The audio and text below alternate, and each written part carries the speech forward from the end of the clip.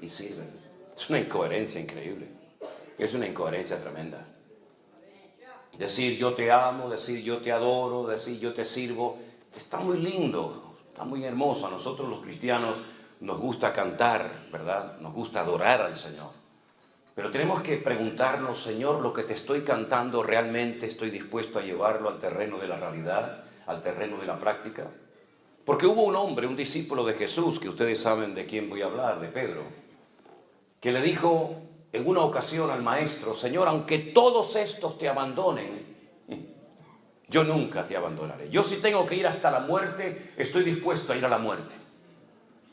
Tal vez fue sincero en su palabra, tal vez fue muy honesto a la hora de decir eso, pero número uno, estás menospreciando a los demás. ¿Cómo que si todos estos te abandonan, yo nunca te abandonaré? ¿Y tú qué sabes lo que van a hacer los demás? ¿Por qué miras por encima del hombro a tus compañeros, a tus hermanos? ¿Por qué los miras así, tan despectivamente, como diciendo, de estos no te puedes fiar ni de uno, pero de mí no te preocupes, que yo voy a seguirte si hace falta hasta la muerte? Un error terrible, menospreciar a los demás, creernos superiores a los demás, pensar que los demás no son como nosotros en cuanto a nivel de madurez o en cuanto a nivel de compromiso o de santidad. Primer error grave que cometió Pedro. Segundo gravísimo error, proponerle o prometerle al Señor algo que no va a cumplir. La Biblia dice: es mejor no prometer que prometer y no cumplir. Eso dice la palabra de Dios. Pero él le prometió al Señor que le acompañaría hasta la muerte y no cumplió con su palabra. Mintió. Luego, el cristianismo no solamente se vive con el corazón, con los impulsos del corazón, con las emociones, sino con la cabeza. El apóstol Pablo dijo que Él es nuestro culto racional. No es una locura, no es que yo me emociono. Señor, te seguiré a donde quiera que tú vayas. Pero primero déjame que me despida de mi padre, primero déjame que... Y el Señor dice: quédate en tu casa, no me sirves, ¿verdad? Creo que falta mucha cabeza en la iglesia. Hay mucha emoción, hay mucho impulso, hay muchos deseos hermosos, pero tiene que haber una sana combinación, un equilibrio entre la cabeza y el corazón. Porque de lo contrario, podemos convertirnos en personas emocionales. Y las personas emocionales, dice la Biblia en la carta de Pablo a los Efesios, que son tremendamente fluctuantes. Hoy están, mañana no están. Hoy a por todas, mañana no sé dónde me he metido, etcétera, etcétera, ¿verdad? Así que es cabeza y corazón. Siguiente error que cometió fue cuando el Señor Jesús fue al jardín de Getsemaní, al huerto de Getsemaní, a orar. Y le dijo a sus discípulos, incluido a Pedro: orad por mí, porque hoy, esta noche, mi alma está triste hasta la muerte. Esto es para los que dicen que un cristiano no puede estar triste. Si mi Señor estuvo triste y pidió oración, ¿cómo no voy a estar yo en algún momento de mi vida decaído, triste o desanimado? ¿Verdad? ¿Y qué hizo el Señor? ¿Ocultó su tristeza? ¿Aparentó, fingió que estaba pasándolo mal? No, Él pidió oración, como tenemos que hacer todos y cada uno de nosotros. Hermanos, oren por mí. Yo oro por ustedes, ustedes oren por mí. Mutuamente nos apoyamos juntos en el nombre del Señor. El Señor va al huerto de Getsemaní a orar. Y Él, curiosamente, nos dice, de los 4 evangelios, hay uno que nos dice que Él llevaba escondida en su ropa una espada. No sé para qué tiene que llevar un discípulo de Cristo una espada, o un cristiano una pistola, o una metralleta. ¿Será que esa promesa de que el ángel del Señor acampa alrededor de nosotros y nos defiende no es suficiente? Entonces dice la Escritura que cuando vinieron a prender al maestro, Pedro sacó la espada y dice que le cortó la oreja al siervo del centurión. Cómo tenía que sangrar y gritar aquel muchacho en plena oscuridad, ¿verdad? Cortarte una oreja tiene que ser algo terrible. Pero yo tengo una opinión personal, no es Biblia, pero tengo mi opinión personal. Yo creo que realmente lo que Pedro quiso hacer es cortarle la cabeza. Pero aquel muchacho tuvo reflejos y la movió y solamente le cortó la oreja, pero probablemente lo hubiera matado esa noche. Y el Señor Jesús no lo felicitó como en otras ocasiones, sino que le dijo, guarda tu espada, porque el que a espada mata, a espada muere. Yo no necesito que usted me defienda, así que guarda tu espada. Un grave error de Pedro, aparte de los que ya he mencionado, es defender al Señor con armas carnales. La Biblia dice, aunque andamos en la carne, no militamos según la carne, porque las armas de nuestra milicia no son carnales, pero son poderosas en Dios para destruir fortalezas y para llevar cautivo todo pensamiento a la obediencia de Cristo Jesús. No es con espada, no es con ejércitos, es con mi Santo Espíritu, dice el Señor. Y la Biblia habla de una espada, pero la espada del Espíritu, que es la palabra de Dios. Y no mis armas carnales, como puede ser el carisma, la elocuencia, la experiencia, etcétera, etcétera. Otro error terrible que cometió Pedro. Pero siguió descendiendo, porque se había olvidado de una palabra que el Señor le había dado esa noche. Antes de que el gallo cante, tú me negarás 3 veces.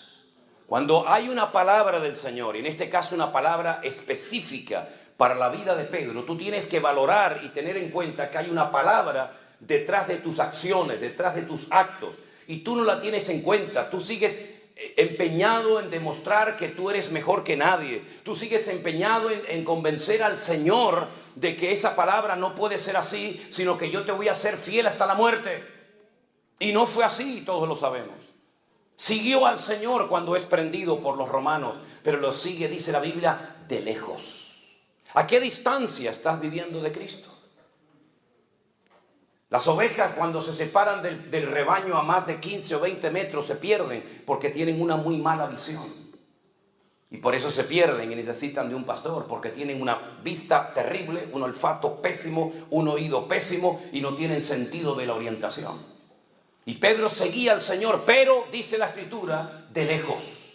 Y no se puede seguir al Señor, y menos en estos tiempos, de lejos. No se puede seguir al Señor de lejos. Pero hay un paso más. La Biblia dice que mientras estaban interrogando al Señor en la mazmorra, en la cárcel que tenía uno de los sumos sacerdotes llamado Caifás, él estaba calentándose al fuego junto con los romanos. Dime con quién andas y te diré quién eres, dice el refrán. El que al buen árbol se arrima, buena sombra le cobija. Y Proverbios dice, él anda con sabios y sabio serás. Te estás calentando en un fuego ajeno. Ya tu corazón no arde con el fuego del Señor, sino con un fuego ajeno. ¿Qué conversaciones? ¿Qué bromas?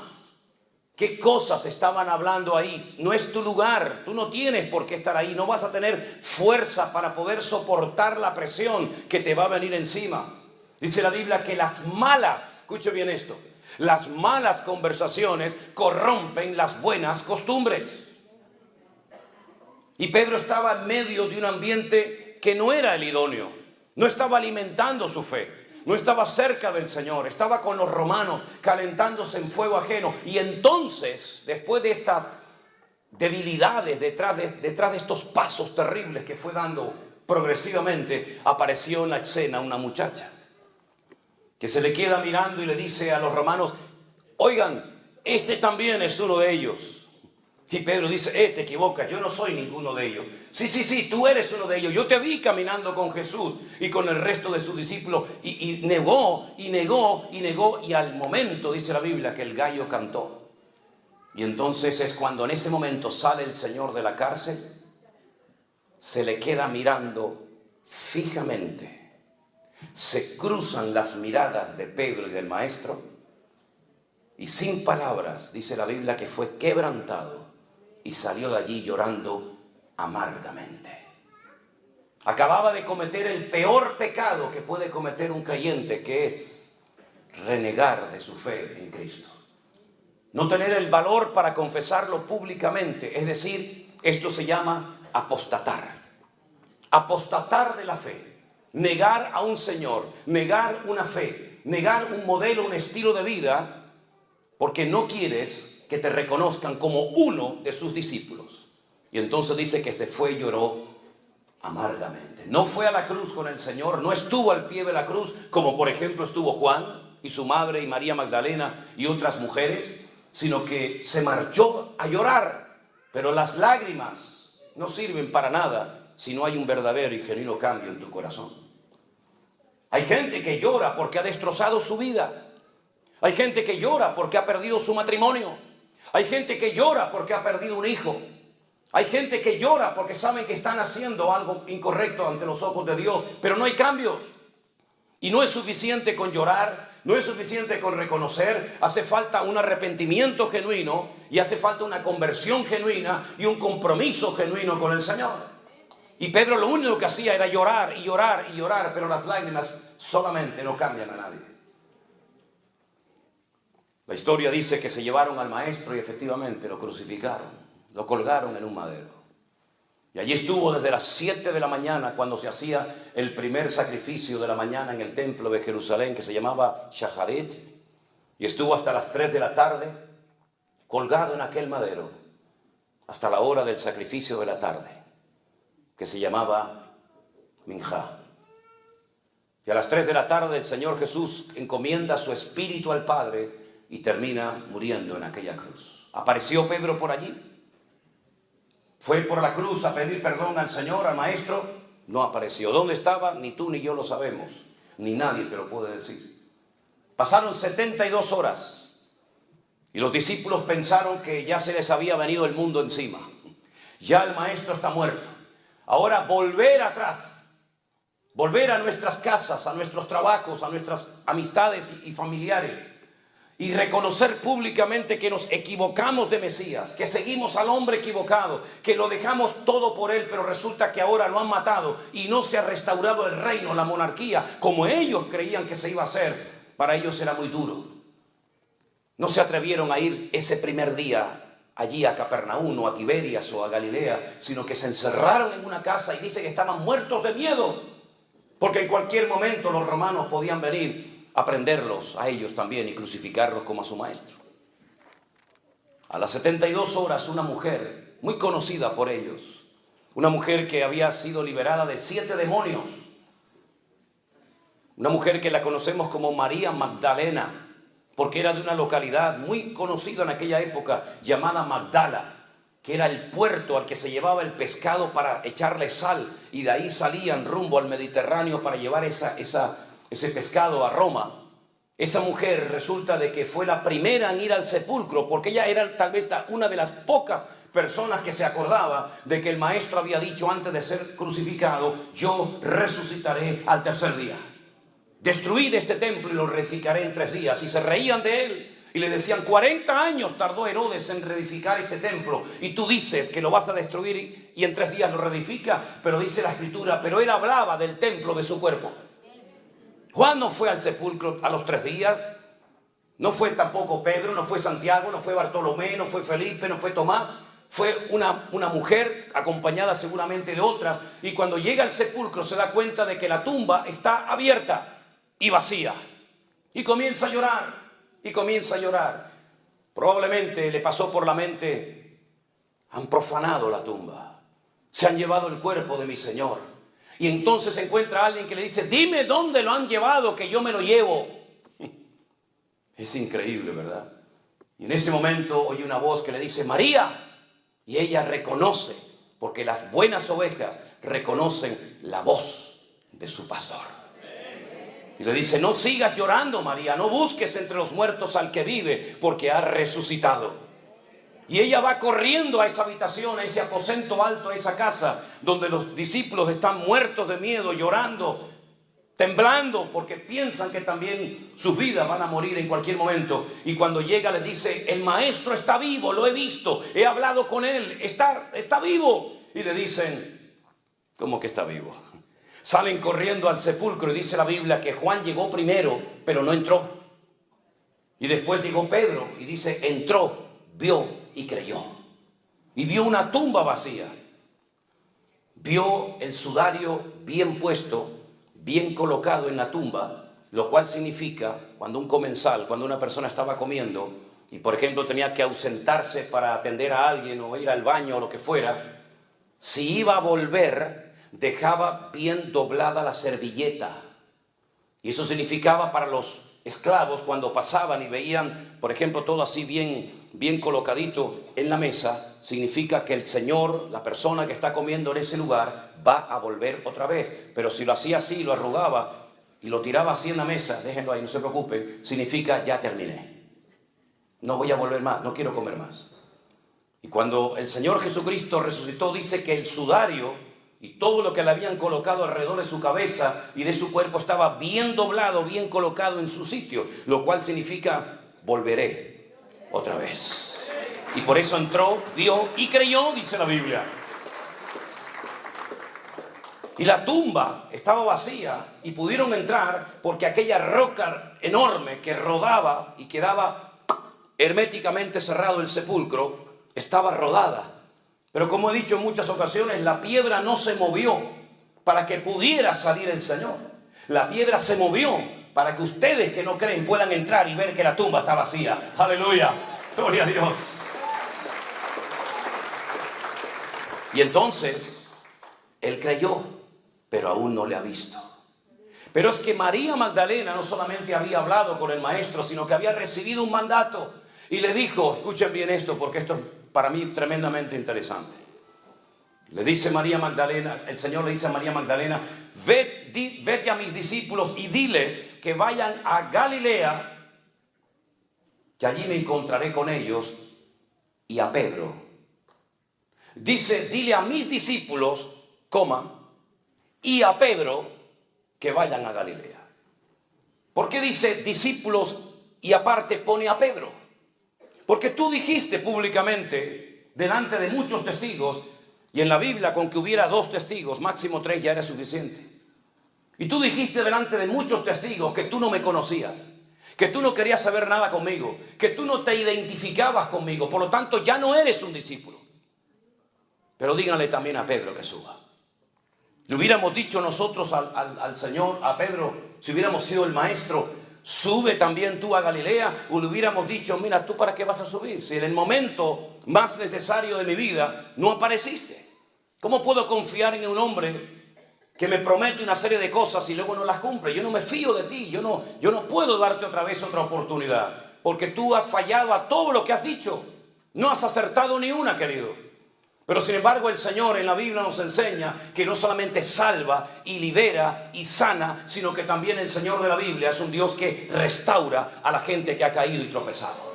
Y entonces Pedro necesitaba ser restaurado. Pero ¿cómo va a ser restaurado un hombre que acaba de negar hace 72 horas al maestro?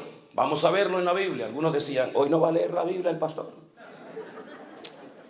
Sí, pasa que esto es una introducción a lo que voy a predicar ahora, para situarnos, ¿no? En el último capítulo del Evangelio de Juan, si ustedes leen el Evangelio según San Juan, es diferente totalmente al de Mateo, Marcos y Lucas. Se estudia aparte en las escuelas bíblicas, se estudia aparte porque es un evangelio completamente diferente, la estructura gramatical, el estilo, etc. Y en el último capítulo aparece algo que solamente lo cuenta Juan. Ni Mateo, ni Marcos, ni Lucas contaron lo que allí estaba a punto de suceder. Dice en Juan capítulo 21, yo espero que ustedes no sean de esos creyentes que están de moda, que ya no vienen con la Biblia a la iglesia o al culto. Siempre digo, si usted no trajo Biblia, siéntese al lado de un hermano que seguramente la ha traído. Incluso algunos prefieren traerla en el teléfono celular para que la gente, los vecinos, nos digan, ah, mira, es cristiano, va con la Biblia. Espero que usted no sea uno de esos, ¿verdad? Juan capítulo 21 dice... vamos a leer a partir del verso 1. Después de esto, Jesús se manifestó otra vez a sus discípulos junto al mar de Tiberias y se manifestó de esta manera. Estamos en el norte de Israel, estamos en el mar de Tiberias o Genesaret o el Kineret. Y allí estaban juntos Simón Pedro, Tomás, llamado el Dídimo, la palabra Dídimo significa gemelo, era gemelo de otra persona. Natanael, el de Caná de Galilea, los hijos de Zebedeo y los otros y 2 de sus discípulos. Simón Pedro les dijo, voy a pescar. Y ellos le dijeron, vamos nosotros también contigo. Fueron y entraron en una barca y aquella noche no pescaron nada.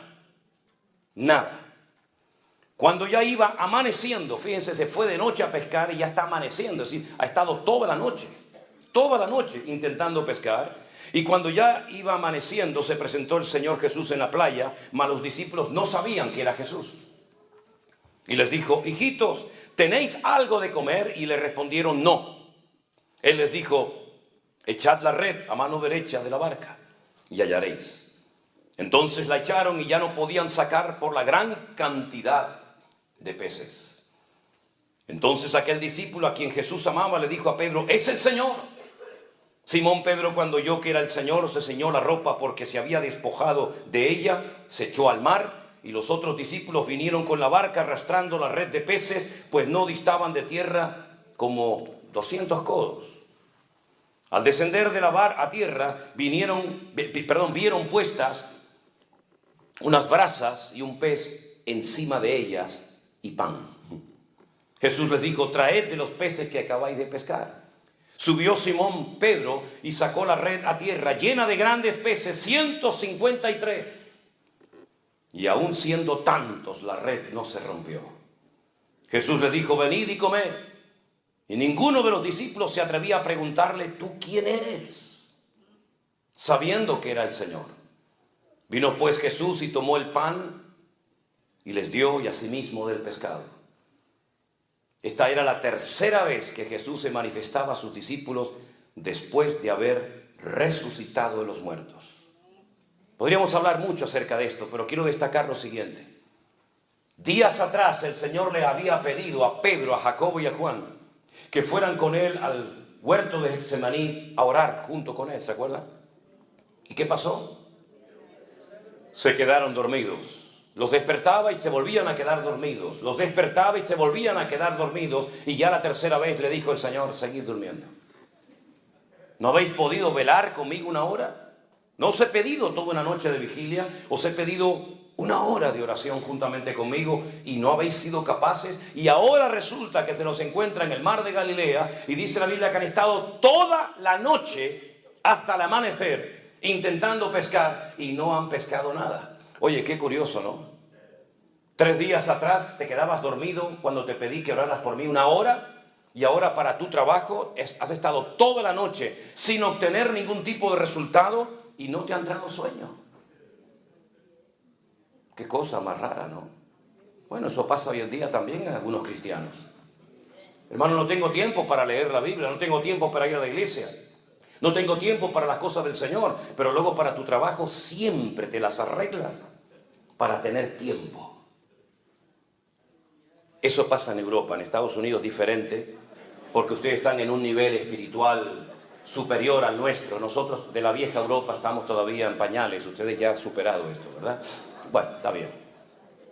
Cuando hubieron comido, ya están satisfechos, ya han comido, ¿no? Ya están contentos. Ok, ahora viene. Fíjense cómo el Señor restauró a Pedro. Jesús le dijo a Simón Pedro: Simón, hijo de Jonás.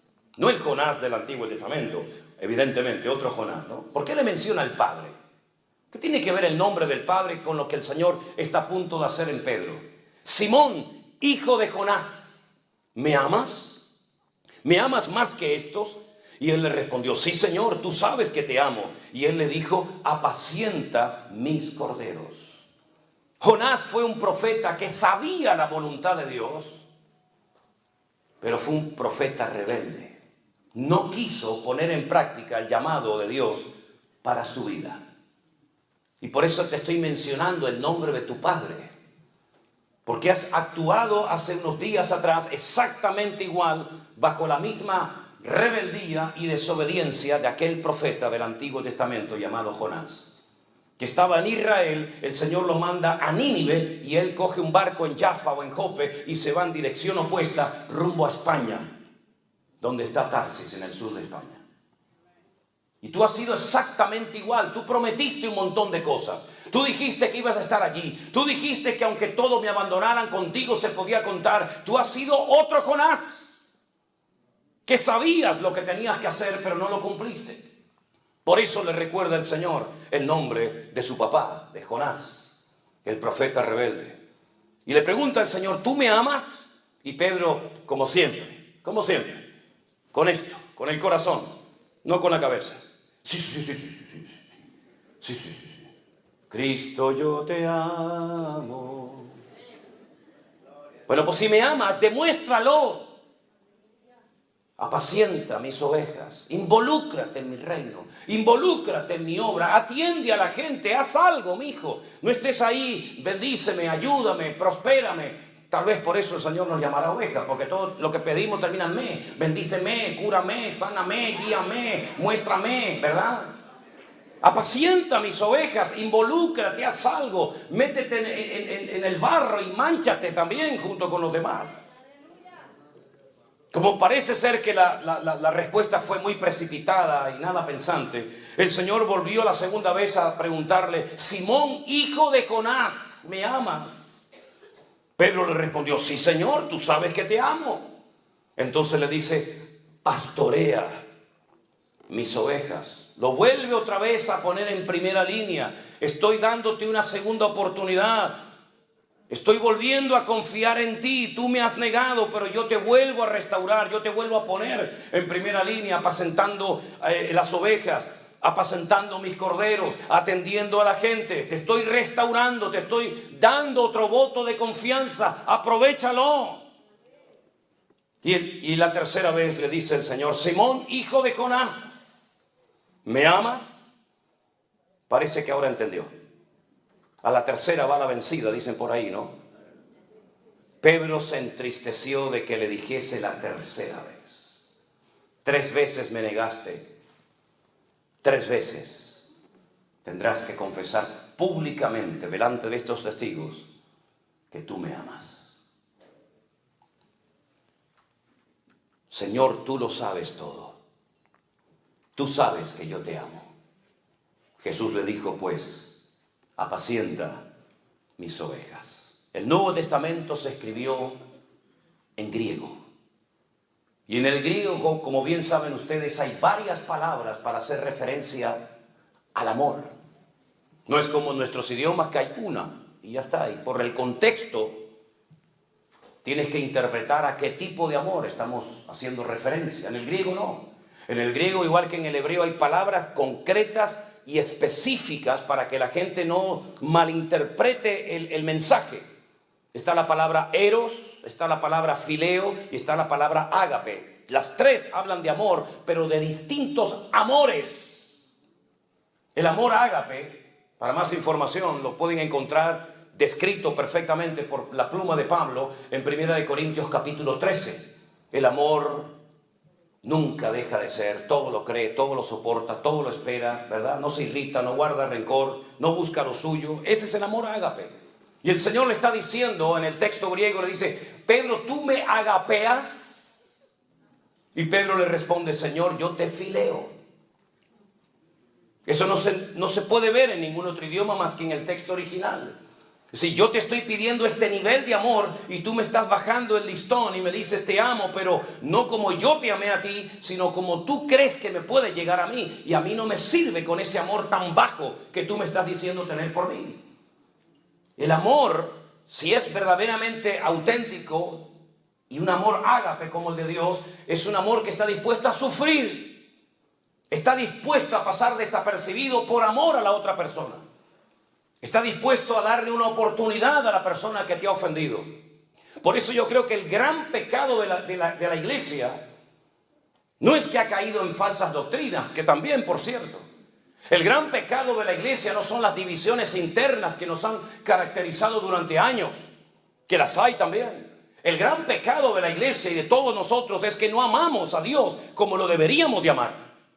Somos capaces de estar 1 hora cantando y repitiendo lo mismo, pero en el fondo realmente amamos a Dios por encima de padre, de madre, de dinero, de trabajo, de nuestra propia vida. Amamos realmente a Dios. Cuando le preguntaron al Señor cuál es el mayor y principal mandamiento, podía haber citado cualquiera. Hay 613 mandamientos en la ley de Moisés. Y él dijo: el principal mandamiento de todos es este: escucha, Israel, el Señor nuestro Dios uno es. Y amarás al Señor tu Dios con toda tu alma, con todas tus fuerzas y con todo tu corazón. Y estas son las primeras palabras que aprende un niño de labios de su propio padre. Y las repiten por la mañana, y las repiten por la tarde, y las repiten por la noche, todos los días de su vida. Shema Israel Adonai Eloheinu Adonai Echad. Ve'ahavta Adonai Elohecha bechol levavecha uchol nafecha uchol meodecha. Todos los días repiten esto. Amar a Dios, amar a Dios, amar a Dios, amar a Dios. Amar a Dios con todas las fuerzas. ¿Qué significa? Que tengo que apretar así todos mis músculos para decir te amo, te amo. No, es con todos mis recursos. Eso significa con todas mis fuerzas. Amar a Dios con toda la fuerza significa que Él es lo primero en mi vida. Primero que mi padre, que mi madre, que mi hijo. Ahora pueden entender cuando aquel le dijo, bueno, yo te seguiré, pero deja que primero entierre a mi padre. Los hijos no podían salir de la casa paterna hasta que el viejo muriera, porque si no quedaban automáticamente desheredados. Era una falta de respeto que un hijo saliera de la cobertura del padre hasta que el padre no le diera permiso, hasta que el padre muriera. ¿Cuánto podía durar el hombre? 10 años, 20 años, 40, no sé cuánto. Pero el Señor le dijo, no me sirves. Porque si pones primero a tu padre, o a tu madre, o a tu trabajo, o a lo que sea, no eres digno de ser mi discípulo. Porque amarás al Señor por encima de todo y de todos. Ahora entendemos la repercusión de la vida, el impacto en el mundo espiritual que tuvo Abraham cuando el Señor le dijo, sal de tu tierra y sal de tu parentela. Hizo todo lo contrario a aquel que dijo, deja que primero entierre a mi padre. Deja que primero me despida de mi familia. Deja que quede bien con ellos y le explique a lo que me voy a dedicar y tratar de llevarme bien con ellos. Y cuando yo tenga el problema social o familiar resuelto, entonces te sigo. No hay condiciones cuando Dios nos llama. Es sí o sí, todo o nada. O entras o sales, no hay medias tintas. O siembras o esparramas. No hay condiciones a la hora de obedecer al Señor. Por eso hoy vuelvo a repetir, amamos realmente al Señor. Yo creo que en lo más profundo de nuestro corazón no somos conscientes de lo que significa yo amo a Dios. Amar a Dios es mucho más que leer la Biblia. Amar a Dios es mucho más que dar una ofrenda en un culto. Amar a Dios es mucho más que hablar en lenguas o levantar las manos o pagar diezmos y ofrendas o primicias y todo eso que se han inventado algunos por ahí. Amar a Dios es mucho más que cantar unas alabanzas un domingo a la mañana o un jueves a la tarde. Amar a Dios significa que ya no vivo yo, mas vive Cristo en mí. Y si tengo que dejar a mi trabajo, y tengo que dejar mi vida misma para servir al Señor, estoy dispuesto a hacerlo. Y por eso el Señor está diciendo, ¿tú me amas o no me amas? ¿Entiendes lo que te estoy preguntando? ¿Entiendes la repercusión, el alcance y la profundidad del llamado y de lo que te estoy preguntando? Así que si me has respondido, sí Señor, tú lo sabes todo, tú sabes que te amo, sí, pues agárrate a lo que te voy a decir ahora. Te voy a dar una profecía, ya te la di en su momento y no la creíste. Cuando te dije, antes de que el gallo cante, me negarás 3 veces. No la creíste, menospreciaste la palabra, seguías insistiendo en que no es así. No Señor, no es así. Bueno, pues te voy a dar otra, a ver si ahora lo entiendes. Cuando tú eras joven, Pedro, te ceñías, ibas a donde querías. Le está diciendo el Señor, en otras palabras, has hecho toda tu vida lo que te ha dado la gana. Ahora voy aquí, ahora voy allá. Es decir, tienes una agenda tú. Y en esa agenda hay gente que quiere meter a Dios. Pero Dios no tiene que ser puesto en ninguna agenda personal o privada.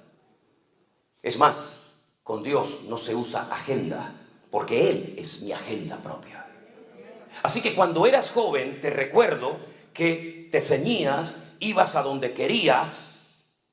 Es decir, eras un caballo desbocado, hacías lo que te daba la gana, hablabas con quien te daba la gana, ¿verdad? Mas cuando ya seas viejo, es decir, cuando madures, estos son eufemismos, es una forma de transmitir un mensaje. Como cuando Pablo dijo, cuando yo era niño, ¿se acuerdan?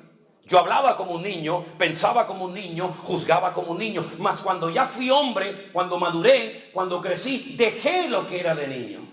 Así es que hay una etapa en tu vida de infantilismo. Hay una etapa en tu vida de rebelión. Hay una etapa en tu vida que te identificas con Jonás, el profeta rebelde y desobediente. Todo eso tienes que dejarlo atrás, porque cuando crezcas, ¿qué significa? Cuando seas viejo, cuando madures, Pedro, extenderás tus manos y te ceñirá otro y te llevará a donde tú no quieras. Fíjate tú lo que le está diciendo. Aun cuando seas viejo, todavía tu voluntad será tu peor enemigo, Pedro. Te van a llevar a la muerte, te van a llevar a la crucifixión y todavía tendrás una lucha en tu interior tremenda. ¿Cómo puedo vencer esa lucha interior?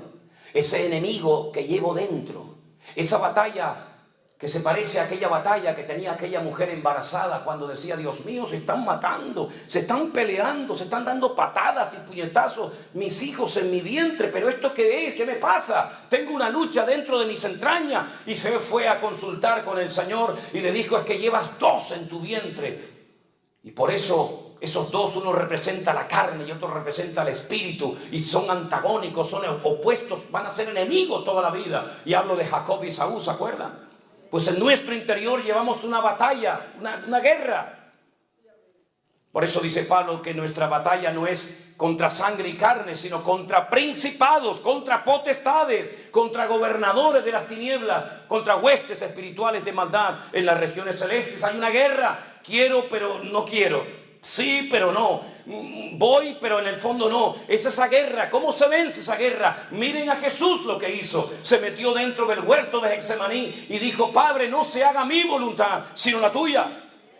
Y fue quebrantado, fue triturado allí. Y dijo: pasa de mí esta copa, más no se haga mi voluntad, sino la tuya. Es decir, es una guerra que no se gana de pie. Es una guerra que se gana de rodillas. Cuando dice: Señor, yo me rindo. Me rindo. No sé nada, no puedo nada, no entiendo nada. Yo me rindo a ti. Es entonces cuando el Señor dice: ahora has entendido. Y cuanto antes lo entiendas, mucho mejor para ti y para los tuyos. Así que vas a llegar a esa edad avanzada y te van a llevar a donde tú no quieras. Y ahora dice, porque allí estaba oyendo como testigo Juan, y dice: esto dijo, dando a entender con qué muerte había de glorificar a Dios. Y dicho esto le dijo: sígueme. Has dicho que me amas. Lo acabas de decir ahora 3 veces. Te han oído todos. Tú sabes que te amo, tú sabes que te amo, Señor. Tú sabes que te amo más que a la pesca, más que a mi familia, más que a la red, más que a la barca. Te amo. ¿Me amas? Muy bien, perfecto. Te pones a trabajar desde ahora mismo. Porque yo te saqué de ese trabajo para convertirte y prepararte y capacitarte para que fueras pescador de almas. Y has vuelto otra vez atrás. Te saqué de ahí y te vuelves otra vez atrás. Y en ese acto de desobediencia has arrastrado a Tomás, a Juan, a Santiago y a otros. Así que sal de ahí, sígueme. Y quiero que sepas que el premio que te voy a dar al final de la carrera es que te voy a dejar que te maten, que te cuelguen, que te crucifiquen exactamente igual que me hicieron a mí. Oh. Amamos al Señor. Amamos al Señor. ¿Quién está soñando con jubilarse? No sé cómo llaman, jubilarse, con retirarse y decir: bueno, yo cuando tenga una cierta edad me compraré un rancho con mis caballos, mis gallinas, mis ovejas. Disfrutaré de la vida, viajaré por Europa, iré por aquí, iré por allá, iré a ver al pastor Manolo Sierra a Tenerife, iré con él a Israel, me compraré mi buen auto y terminaré mis días rodeado de mis nietos y de mis bisnietos y etcétera, etcétera. El Señor le dijo: olvídate de eso. La guinda, la corona del pastel va a ser que termines tus días crucificado, dando tu vida por mí. ¿Te imaginas que el Señor nos dijera eso a nosotros? Gracias a Dios que no sabemos de qué vamos a morir, ni cuándo, ni dónde. Gracias a Dios que no sabemos si moriremos de un accidente de tráfico, de una caída de un avión o de lo que sea. Gracias a Dios que no lo sabemos, pero Él sí lo sabía. Él sí sabía de que iba a morir. Y vivió con esa con esa presión, por decirlo de alguna manera, durante toda su vida, hasta que en Roma lo agarra Nerón y le dice, aquí lo tenemos, ya lo hemos encontrado. Te vamos a dar el honor de morir como tu maestro. ¿No dicen ustedes que murió crucificado? Vamos a crucificarte a ti también. Y dijo, sí, pero os voy a pedir un gran favor. Ya no me considero ni digno de morir como él. Ya he madurado. Ya he cambiado. Por favor, crucifíqueme, pero con la cabeza para abajo y con los pies para arriba. Y tú dices, Dios mío, qué madurez, qué crecimiento, qué desarrollo experimentó este hombre que cayó, negó al Señor, pero terminó dando su vida por la causa del Evangelio de Cristo Jesús. Si en esta mañana hay entre nosotros alguien que cayó de la gracia de Dios, que se apartó del camino, que incluso servías al Señor predicando, cantando o haciendo cualquier otra función, pero por el motivo que sea te has apartado y enfriado y alejado por años de los caminos del Señor, hoy el Señor te llama y te dice, venid a mí, ven a mí, que yo te puedo restaurar como restauré a Pedro, como restauré a David y como restauré a tantos y a tantos que a lo largo de la historia me conocieron, tropezaron, cayeron, pero se lograron levantar para la gloria mía. Cierra tus ojos en esta mañana y pregúntate a ti mismo, ¿amo yo verdaderamente al Señor a esta altura y nivel? ¿Lo amo verdaderamente a mi Rey y a mi Señor? El Señor nos dice en esta mañana a todos, Rey de Reyes, sígueme, sígueme. La canción que es mía, la de Rey de Reyes. Así que, amados, ahí donde están ustedes, díganle al Señor, Señor, límpianos, perdónanos, por las veces que decimos cosas que en el fondo cuando nos las explican, nos damos cuenta de que tal vez no somos tan espirituales como nos creemos, tan maduros como hemos dicho en muchas ocasiones. Que Dios restaure nuestra comunión y nuestra relación con Él, porque es lo más hermoso que tenemos en esta vida, nuestra relación con Dios. Y hoy vamos a participar del pan y del vino, que es un momento crucial, un momento importantísimo en la vida de un creyente, porque vamos a recordar su sacrificio, su muerte, cómo se derramó su sangre en la cruz. Pero también, gloria a Dios, vamos a recordar su triunfo, su victoria, su resurrección de entre los muertos. ¡Aleluya! Su ascensión a los cielos y su venida también nuevamente a la tierra. Preparen sus corazones para encontrarse con Él en esta mañana y poder participar, como dice la Escritura, dignamente del pan y del vino. Nos ponemos de pie y alabamos a nuestro Dios. Rey de reyes, Señor de señores, admirable, consejero, Dios fuerte, Emmanuel, Dios con nosotros, el Cordero que fue inmolado, eres signo de tomar el poder, las riquezas, la sabiduría, la fortaleza, la honra, la gloria y la alabanza por los siglos de los siglos. Amén. Rey de reyes, Señor de señores, admirable. Aleluya. Jeremías, los hermanos que van a repartir la Santa Cena pueden pasar al frente, ¿sí? Sí, van a pasar cada quien en la mesa. Ok, gracias. El Cordero que fue inmolado, eres digno de tomar el poder, las riquezas, la sabiduría, la fortaleza, la honra y la gloria y la alabanza por los siglos. Vamos arriba. Amén. Cántelo conmigo, iglesia. Rey de reyes, Señor de señores, admirable. Consejero, Dios fuerte, Manuel, Dios con nosotros. El Cordero que fue inmolado en el signo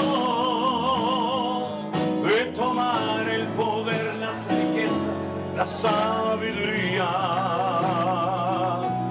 la fortaleza, la honra y la gloria y la alabanza por los siglos de los siglos. Amén. Por los siglos de los siglos. Amén.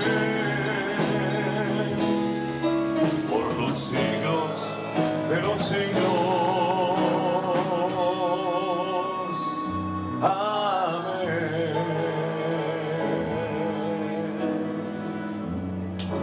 Aleluya. Vamos a orar en esta mañana por este pan y por este vino, que como bien saben ustedes, representa el cuerpo y la sangre del Señor Jesús. Hay que hacerlo dignamente, como dice la palabra, probándonos a nosotros mismos, para que seamos bendecidos y no castigados, como dice la Escritura.